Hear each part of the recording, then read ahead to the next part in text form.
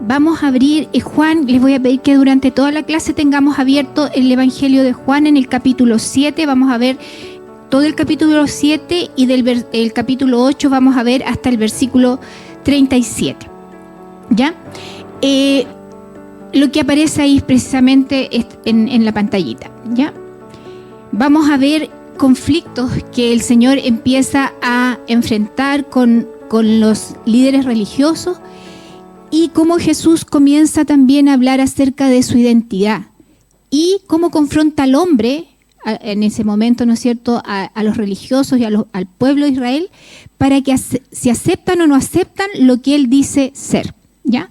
Entonces, vemos cómo en el capítulo 7 y 8 ese conflicto entre los líderes religiosos y Jesús empieza a aumentar. Pero en la misma forma en que el conflicto aumenta, Jesús también empieza a revelar más y más de su identidad. Sabemos que Juan, ¿no es cierto?, tenía el propósito de revelar a Jesucristo como Dios encarnado, como el Hijo de Dios, como el Verbo, ¿cierto? Y Jesús, a medida que avanza, ¿no es cierto?, este tiempo, empieza a revelarse de esa manera. Pero también en estos capítulos vamos a ver cómo Jesús desafía la hipocresía de los líderes religiosos de ese momento y cómo también enfrenta la incredulidad incluso de su propia familia y también la incredulidad del pueblo.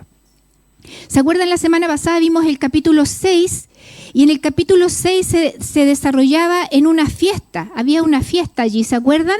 Era la Pascua, ¿ya? El capítulo 7 también se desarrolla en un contexto de fiesta, pero es la fiesta de los tabernáculos.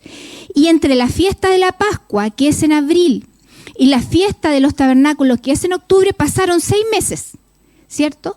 Pero fíjese, vamos a leer del texto del 1 al 9, por favor vayan teniéndolo en la mano. ¿Puede alguien leerlo? Hermana Cintia, ¿puede leer?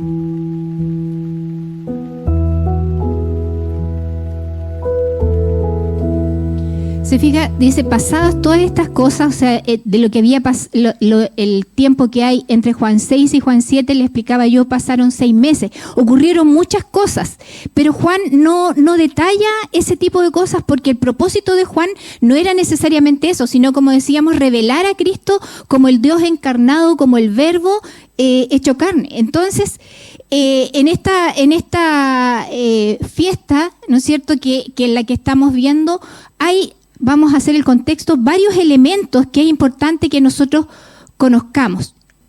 Hay varios elementos. En la fiesta de los tabernáculos se hacía, ¿cierto?, esas como enramadas que recordaban la dependencia de Dios cuando estaba en el desierto. También habían especies que se repartían como a los 4 puntos cardinales para decir y reconocer que Dios estaba en toda la creación. Se celebraba una ceremonia del agua y se celebraba una ceremonia de la luz. Eso lo vamos a ir viendo. Ese es el contexto en que esto va a ocurrir, ¿ya? Entonces, ahí vemos, como acaba de leer nuestro hermano, que Jesús se enfrenta a la incredulidad de su propia familia, ¿cierto?, de sus propios hermanos. Los hermanos no creían en él, no creían en el origen ni en la misión de Cristo. Y, ¿no es cierto?, lo instan a que se dé a conocer a sus discípulos, pero aún antes del tiempo que era para Jesucristo, no era el tiempo todavía. Entonces ahí parecieran cosas raras, ¿cierto? Como que Jesús tenía miedo, como que no quería darse a conocer, pero eso, hermanos amados míos, no debemos interpretarlo así, sino que debemos interpretarlo como que Jesús entendía que no eran los tiempos, que había un tiempo determinado en que él debía revelarse, ¿ya? Entonces hay una incredulidad aún de su familia terrenal. Pero Jesús maneja adecuadamente los tiempos, ¿cierto? Y vemos, por ejemplo, que los tiempos de Dios son precisos. Y Jesús era sensible a eso. Incluso él le dice a los hermanos que el tiempo de ellos siempre está presto. ¿Qué es lo que le quiso decir Jesús a los hermanos con esto? Que ellos no estaban sujetos al tiempo de Dios. Que para ellos, como dicen ahí, cualquier micro les sirve. O sea, Jesús podía haberse dado a conocer en cualquier minuto, pero para la misión de Cristo no era así. Había un tiempo preciso en que Él debía revelarse. Y fíjese que todo el ministerio y toda la vida de Jesús la vemos cómo se desarrolla de esa manera. Por ejemplo, alguien puede buscar, hermano Jaime, Gálatas 4:4, Pastor, Romanos 5:6 y Dani, 1 Timoteo 6:14 al 15. Vamos viendo rápidamente esos versículos que nos muestran que toda la vida y ministerio de Jesús ocurrió en los tiempos, y cada evento importante en la vida de Jesús ocurrió en el tiempo que debía ocurrir. Gálatas 4:4.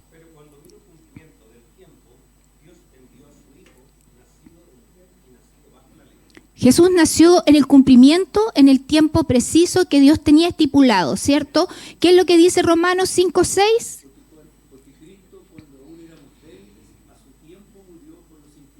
Llegó un tiempo en que Cristo tuvo que ir a la cruz, que fue el tiempo también establecido por Dios. ¿Qué dice 1 Timoteo 6?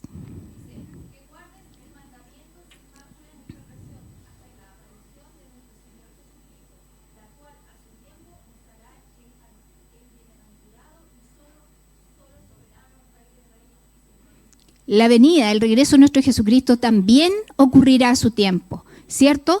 Todo en Dios tiene su tiempo. Por lo tanto, el hecho de que Jesús retrasara su viaje a Jerusalén no es porque tuviera miedo, no es por eso, sino que él estaba en la sensibilidad que él tenía, en la comunión que tenía con el Padre, estaba esperando el tiempo preciso para ir a la fiesta. Y no se dejó mover, hermanos, fíjese, eso es súper importante. No se dejó mover por la incredulidad de sus hermanos, no quiso validarse ante sus hermanos. Eso también nos tiene que hablar a nosotros. Nosotros no recibimos nuestra validación por lo que dice, lo que piensa, lo que cree o no cree los que están a nuestro alrededor. Si nosotros tenemos un llamado, si tenemos un ministerio, si tenemos algo que hacer, ¿no es cierto? Nosotros debemos aceptar lo que Dios dice, creer lo que Dios dice, no lo que dicen los que están a nuestro alrededor.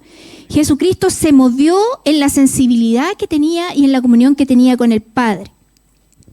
¿Cuál es entonces la verdadera? También se revela Jesús como la verdadera autoridad espiritual y el justo juicio. Vamos a leer del 10 al 24. ¿Quién lo tiene y lo puede leer? Juan, ¿ya?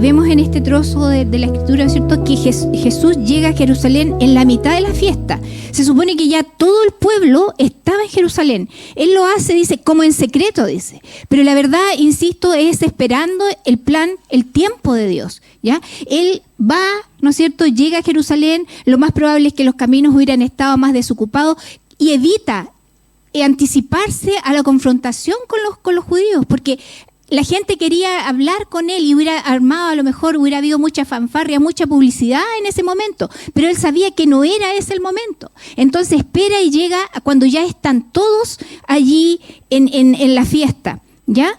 Y, ¿no es cierto?, dice que a la mitad de la fiesta, ¿qué es lo que hace?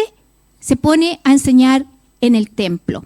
Ahí, ¿no es cierto?, cuando los judíos lo escuchan, dice, ¿cómo sabe este letras? ¿Ya? ¿Cómo sabe este letras? Los judíos no están diciendo que Jesús es ignorante. No dicen que él no sepa la ley, sino que están cuestionando, primero, que no tiene, por decirlo así, la preparación formal, ¿cierto? No había recibido esa educación o formación formal que ellos tenían. Pero además le cuestionaban porque él había hecho una sanidad, ¿cierto?, en un día de reposo. Se refieren a lo que ustedes vimos, ¿no es cierto?, en el capítulo 5, cuando Jesús sana a ese paralítico que estaba en el estanque de Betesda.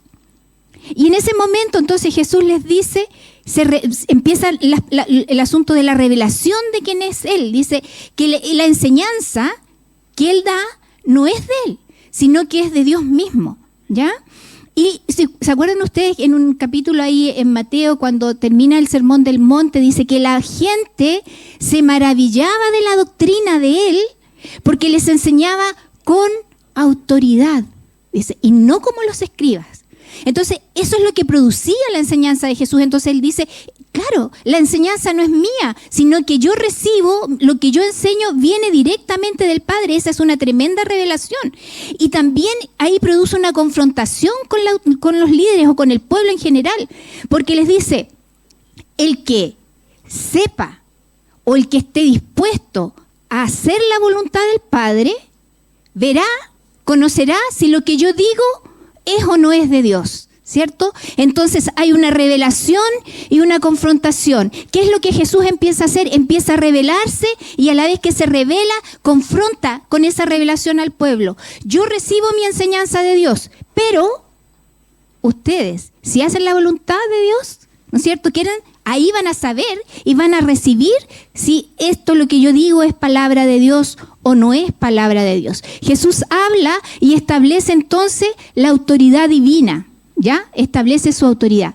Después del 18 al 24 habla ahí acerca del justo juicio. Dice, juzguen con justo juicio y no según, ¿qué cosa? Según las apariencias. ¿Por qué? Porque dice, Jesús dijo, una obra hice y quieren matarme. Dice, hice un milagro. Y se refería nuevamente, ¿no es cierto?, a la sanidad del paralítico. Dice, una obra hice y quieren matarme. Si uno piensa, ¿cierto?, ese solo milagro pudiera haber bastado para que ellos creyeran. Pero no fue así, sino que seguían criticando, cuestionando, poniendo peros a la revelación de la persona de Jesucristo. Los niños eran circuncidados al 8º día. Vamos a ir a una nota de la ley, ¿no es cierto? Los niños eran circuncidados al 8º día, independiente si el 8º día caía en día de reposo. ¿Qué es lo que les dice Jesús? Si el rito ceremonial permite la limpieza de una parte del cuerpo en día de reposo, ¿cómo ustedes me critican a mí que yo en un día de reposo haga la sanidad o la limpieza completa de un hombre? Y ahí entonces dice, juzgad con justo juicio. Ustedes no tienen discernimiento espiritual, no están entendiendo la verdad de la ley, ¿cierto? ¿Por qué? Porque el acto de sanidad va más allá de la ley, está basado en un acto de amor. ¿Y qué es lo que dice Jesús? Que en el amor, en este caso una acción de amor, de sanidad, de procurarle un bienestar a este ser humano, cumple la ley y los profetas. ¿Se entiende? Entonces, juzgad con justo juicio. No juzguen según la apariencia. Jesús llama la atención a la tendencia que tenemos nosotros los humanos a juzgar por lo que vemos. Porque no siempre tenemos el discernimiento espiritual. Juzgamos a la persona por lo externo, pero no sabemos lo que hay en el corazón de la persona.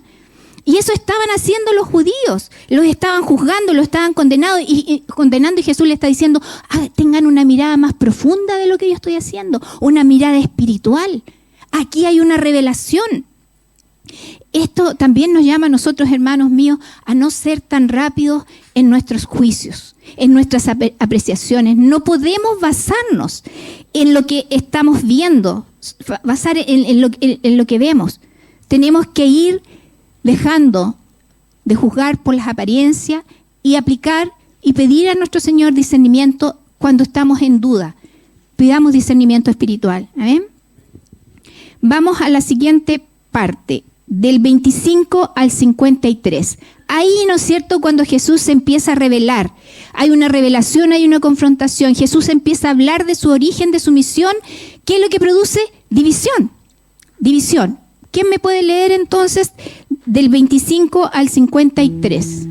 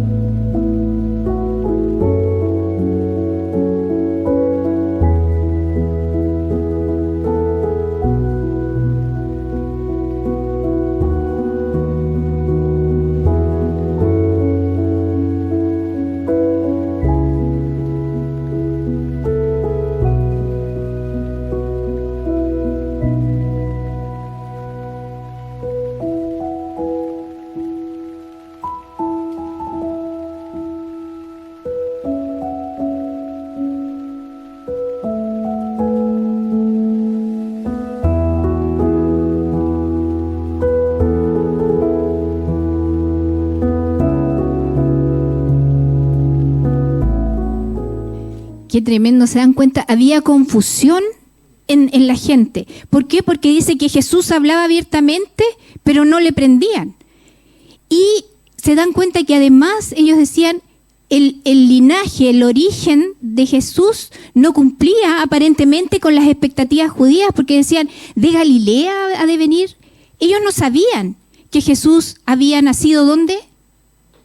En Belén, y se cumplía, ¿no es cierto?, la profecía que estaba de que el Cristo iba a venir de Belén.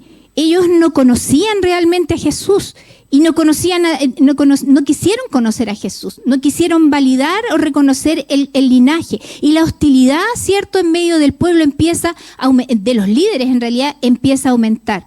Incluso encontramos ahí una profecía velada en los versículos 33 y 34 que habla de la muerte, resurrección y ascensión de Jesucristo. Y también en esa revelación, ¿no es cierto?, de la resurrección de Jesucristo hay una confrontación, porque el Señor le dice, donde yo voy ustedes no van a poder ir. Bueno, y usted dice, ¿se va a ir a otros? ¿Se va a ir a los que están dispersos, a los griegos? Y no entendían que hablaba, ¿no es cierto?, de su resurrección y ascensión a Cristo. Y sigue viendo la falta de discernimiento espiritual, porque seguían sin comprender que Jesús hablaba de realidades espirituales. Los líderes religiosos conocían la Escritura, pero no conocían a Dios. ¿Se fijan? Conocían la Escritura, tenían al enviado de Dios ahí al frente y no le conocieron. No reconocieron al Mesías. Jesús también habla allí de el Espíritu Santo, ¿cierto? Conversamos de que habían varios elementos en esta fiesta de los tabernáculos. Estaba el tabernáculo o la enramada, estas especies, y también se hacía la fiesta, una ceremonia del agua. ¿Qué hacían los sacerdotes en medio de esta fiesta? Iban a un estanque que se llama el estanque de Siloé, recogían agua y tiraban esa agua en el altar. Y con eso pedían a Dios lluvia y recordaban la provisión de agua que Dios les había dado en el desierto. Porque la fiesta de los tabernáculos, recuerda eso, ¿ya? La salida de cómo el Señor cuida al pueblo a través del desierto.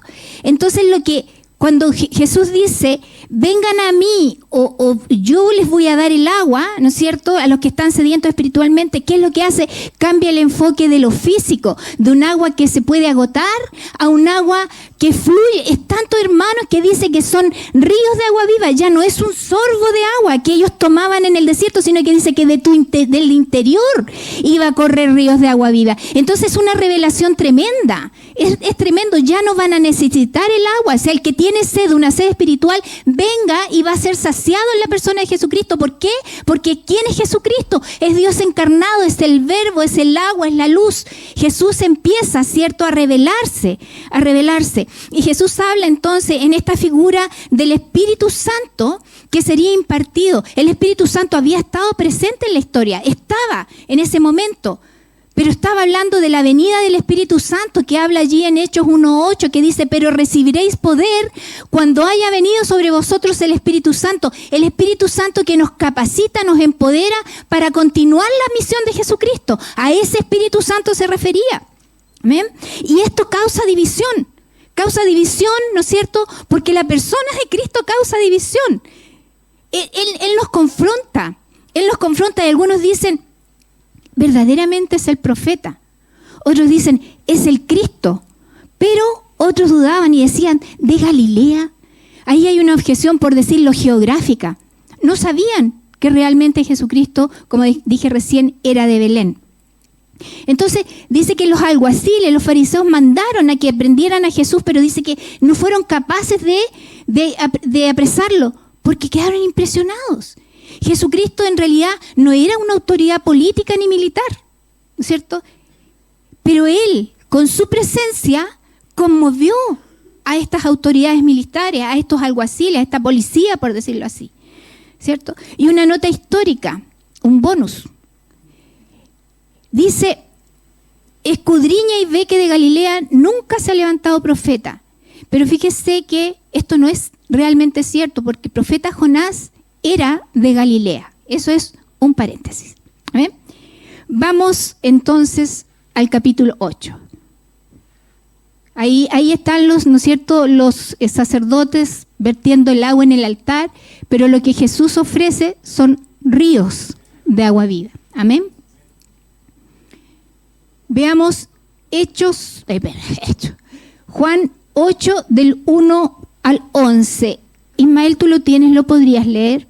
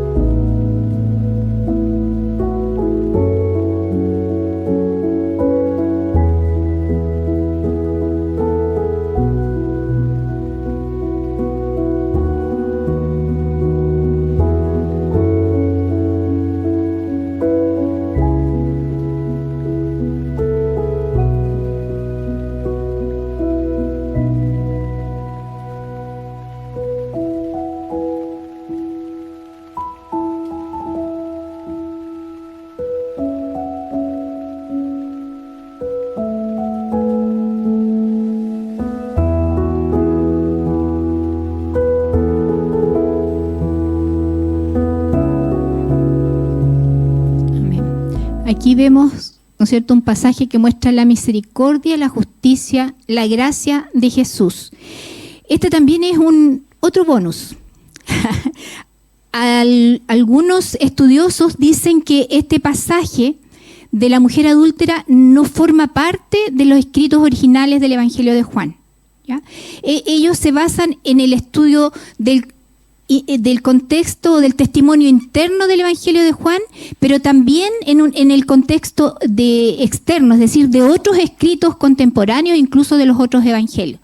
Pero si hay algo que nos tiene que quedar cierto, es que hay un consenso en que sí es un fragmento que fue aceptado por la tradición apostólica y que efectivamente habla de un acontecimiento real, que ocurrió históricamente en la vida de Jesús. Eso es lo que nos tiene que quedar y usted investigue más al respecto. No iba a mencionarlo, pero creo que es necesario que ustedes sepan que las personas que les enseñamos no somos tan ignorantes, ¿ya?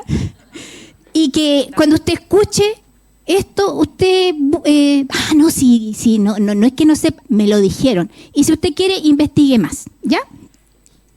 Bueno, los líderes religiosos vemos que usan a la mujer, ¿cierto?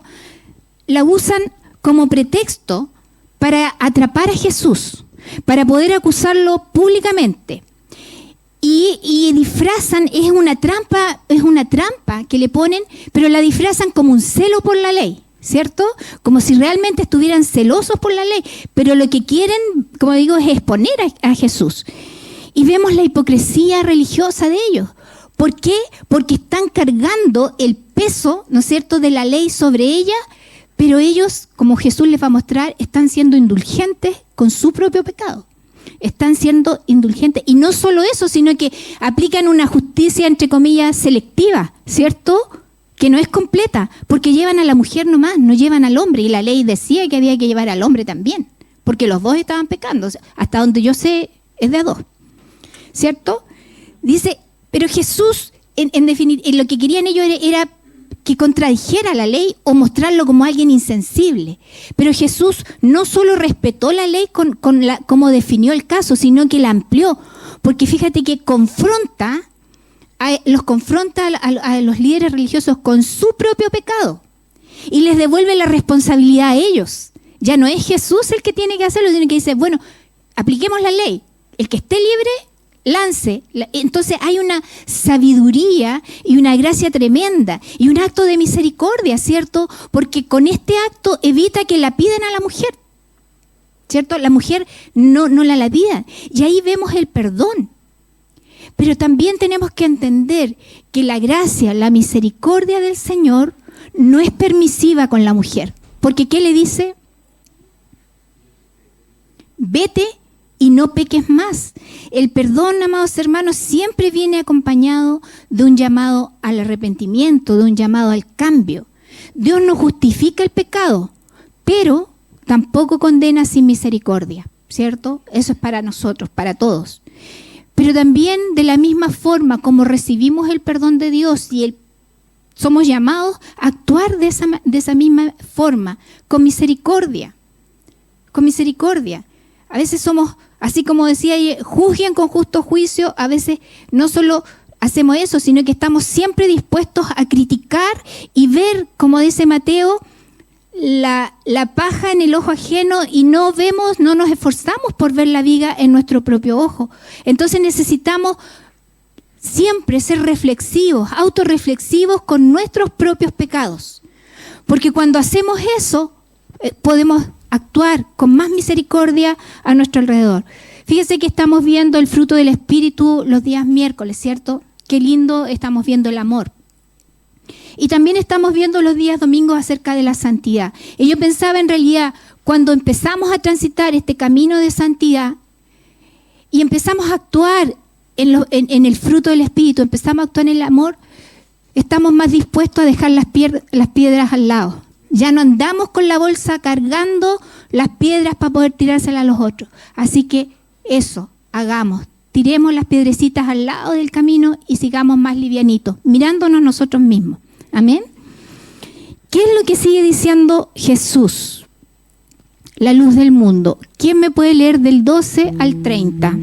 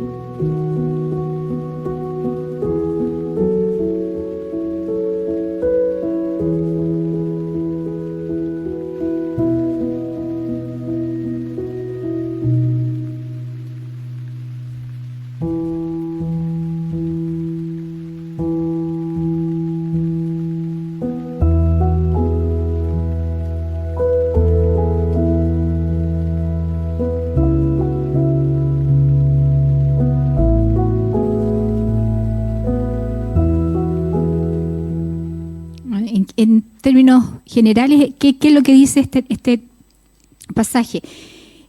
Jesús declara ser, ¿no es cierto?, la luz del mundo. Habla de su relación con el Padre, pero ¿qué hacen los fariseos? Cuestionan su testimonio, ¿ya? Pero él afirma su testimonio basándose en la propia ley de Moisés y también, ¿no es cierto?, habla acerca de su muerte y glorificación, ¿ya? Él dice que es la luz del mundo. ¿Se acuerdan que estamos hablando de esto? Está en la fiesta de los tabernáculos. Ya Jesús ha usado un elemento de la fiesta de los tabernáculos que era el agua. Y ahora habla acerca de la luz. La luz también era un elemento que se usaba en la fiesta de los tabernáculos. Se iluminaba el atrio del templo con 4 candelabros enormes, que dicen los historiadores que era tan potente la luz que gran parte de Jerusalén se alumbraba con estas antorchas. Entonces, ¿qué es lo que dice Jesús? Yo soy la luz del mundo. También hace un cambio del foco de la celebración, ¿es cierto?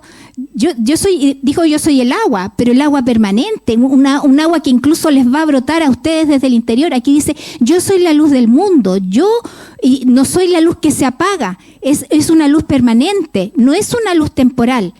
¿Y qué es lo que está diciendo Jesús implícitamente cuando está diciendo yo soy la luz del mundo? Está diciendo yo soy Dios, yo soy Dios. Fíjese ahí en el Salmo 27:1, que yo creo que todos lo sabemos de memoria, y alguien que busque Isaías 60:19. El Salmo 27:1 dice, Jehová es mi luz y mi salvación.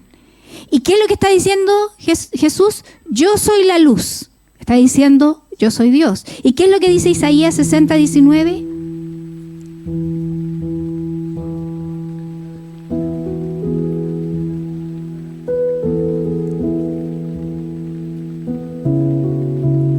Jesús, ¿bien? ¿Se está fijando? Siempre decimos, el Antiguo Testamento era sombra de lo que había de venir. Y Jesús aquí abiertamente dice, yo soy la luz del mundo. O sea, ya Él está abriéndose y revelándose incluso como Dios. Y como decía, a diferencia de esa luz temporal, la luz de Jesús no se apaga. No se apaga. Y es una luz digna de ser seguida. Israel en el desierto siguió la columna de fuego, ¿cierto? Y Jesús, como la luz del mundo, es digna de ser seguida. Ellos siguieron a la luz en esa columna de fuego para llegar a la tierra prometida. Nosotros seguimos a Jesús para llegar a su semejanza, para llegar a su gloria, para obtener la vida eterna. Jesús nos alumbra. Nosotros cuando estamos permanecemos en tinieblas, no vemos nada, ¿cierto? Pero cuando viene la luz de Cristo puede que nos incomode, de repente nos enceguece, pero esa luz también nos transforma y nos conduce a la verdad, ¿cierto? Jesús es la luz del mundo que nos guía a la verdad. Vemos también que Jesús habla allí como que su autoridad es como la autoridad de quien es enviado por el Padre. Los fariseos cuestionan el testimonio de Jesús, ¿cierto?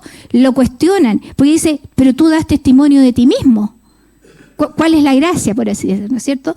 Y Jesús se apoya en la ley, en Deuteronomio 19:15, creo que lo puse ahí, pero no se ve, o yo no lo veo, que habla, ¿no es cierto?, que para que un asunto fuera asegurado o validado se necesitaban 2 testigos. ¿Y qué es lo que hace Jesús? Jesús se presenta como su testigo, pero además ¿a quién pone como testigo? Al Padre. Dice entonces, mi testimonio es confiable porque yo vengo del Padre y yo hablo lo que Él me dice. Entonces Él habla, sus palabras en definitiva está diciendo, mis palabras no son de un simple maestro. Yo fui enviado por Dios, soy el Hijo de Dios. ¿Y qué es lo que cumple la ley? Y más allá de la ley, porque está en un plano espiritual mucho más alto que lo que establecía la ley de Moisés. Los fariseos estaban atrapados en su mentalidad terrenal. Insisto, no tenían discernimiento espiritual. Estaban buscando quién es el Padre, el Padre terrenal, el Padre humano, pero Jesús está hablando de su Padre celestial. Confronta, dice, revela, esta es mi origen. Dios mismo es mi origen. Dios es mi Padre. ¿Y qué dice? También los vuelve a confrontar. Dice, si no me conocen, entonces no conocen al Padre. ¿Por qué? porque vamos a ver más adelante en Juan 14 que Jesús es la revelación completa, perfecta, plena, real y visible del Padre. Entonces Jesús le está diciendo, yo soy el agua, vengan a mí los que tengan sed, yo soy la luz, yo hablo las palabras de mi Padre, pero si no me conocen, entonces no conocen al Padre. Hay una revelación y hay una confrontación también. Amén. Y fíjense que cuando pensamos en esto, que lo que les pasaba a los líderes religiosos, es importante que pensemos que una religión, nosotros, un creyente que puede conocer mucho, pero si no hay una relación con Dios, vamos a permanecer en ceguera espiritual. Y eso es lo que pasaba con los judíos, con el pueblo de Israel. Seguían, tenían el conocimiento. ¿Cómo que no conocían? Los líderes podían recitar trozos enormes de la Torá de memoria, pero no conocían a Dios. Y le rechazan. Y Jesús aquí les dice las consecuencias eternas de rechazar la revelación de la persona de Jesucristo. ¿Sabe usted? Bueno, obviamente que usted sabe, pero la decisión más importante del ser humano es qué hace frente a la persona de Jesucristo. Porque es allí, enfrentándonos a la persona de Jesucristo, que decidimos nuestra eternidad. Se define nuestra eternidad. Amén. Vamos al último trozo que nos corresponde ver hoy día, que es del versículo 31 a 37. ¿Quién tiene la amabilidad de leerlo?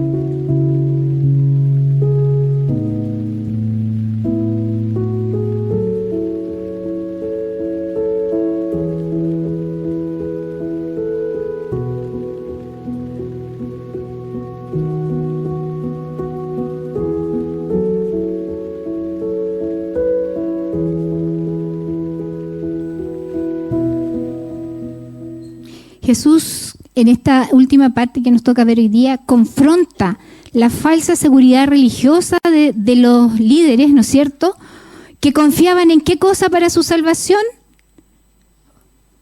en su linaje de Abraham, ¿cierto?, por ser descendientes de Abraham. Pero Jesús le dice que no, que Él es el que puede otorgar la verdadera libertad espiritual, y enseña que la fe auténtica es la que permanece ¿en dónde? En la palabra, en las enseñanzas, en Cristo, ¿cierto?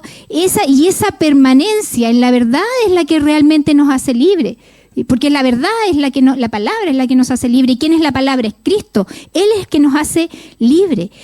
Y la verdad, hermanos, no es una idea abstracta, no es conocimiento, es la persona misma de Jesucristo que tiene que ser revelada a nosotros. Pero ¿qué hacen los judíos? Contestan desde su orgullo religioso, desde su orgullo étnico, ¿ya? Ellos se creían, decían, somos linajes de Abraham, nunca hemos sido esclavos. ¿Era verdad eso? Habían sido esclavos en Egipto, habían sido esclavos en Babilonia, y en el mismo momento estaban sujetos al yugo romano. Claro, ellos en ese momento sí estaban hablando en un sentido espiritual, porque ellos eran libres, eran el pueblo escogido, y creían que eran salvos por eso, por su ascendencia de Abraham, y se resistían a admitir que necesitaban libertad. Y Jesús le está hablando ¿de qué libertad?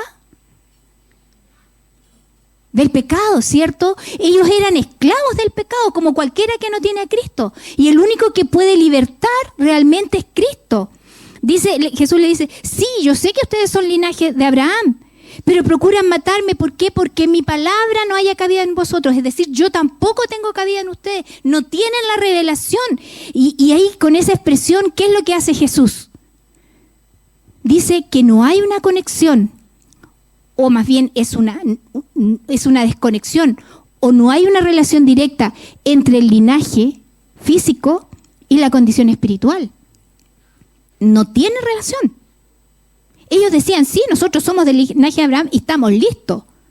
Dicen, no es lo mismo, no son sinónimos, no es equivalente. El linaje físico no está conectado con la condición espiritual.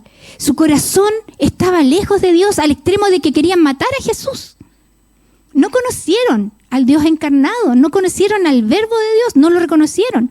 La filiación espiritual, amados hermanos, es decir, que nosotros pasemos a ser parte de la familia de Dios, no depende del linaje, no depende de la tradición, no depende de la religión, depende de la persona de Jesucristo. Amén. Y Jesús les revela que ellos están esclavos. Espiritualmente hay una esclavitud profunda allí. Porque dice, todo el que hace pecado, esclavo es del pecado. Hay una esclavitud espiritual. El pecado es un amo que domina. Y el único que puede libertar es Jesús. Él es el que nos liberta del pecado, de las pasiones desordenadas, de las ataduras mentales. Cristo es el que liberta. Liberta al que está allá, a nosotros nos ha libertado. Y si pecamos, es verdad, abogado tenemos a Cristo. El Señor nos va a aplicar misericordia, pero vete y no peques más. Amén. Cristo es el que puede romper todas las cadenas y que nos hace verdaderamente libres. Amén. Ya. ¿Qué hemos visto hoy día? Empezamos a ver cómo el conflicto entre los líderes religiosos y Jesús empieza a aumentar y cómo Cristo, en medio de estas confrontaciones y conflicto, empieza a aumentar la revelación de quién es Él, de su origen, ¿no es cierto?, divino y de su misión. Vimos el origen celestial, que Jesús es el enviado de Dios, es una autoridad divina, Él está apoyado por el testimonio del Padre, lo que habla proviene del Padre, Él es fuente de vida, los que están sedientos espirituales pueden ir a Él y beber. Y también es la luz del mundo y es el que realmente nos hace libres, ¿ya? Y las diferentes reacciones que se produce esto. Pero la postura que nosotros tomamos fue creer en que Cristo es que es enviado del Padre, que es el Verbo encarnado y que es nuestro libertador y salvador personal. Amén. ¿Algún comentario, alguna observación? Porque yo doy por terminada la clase.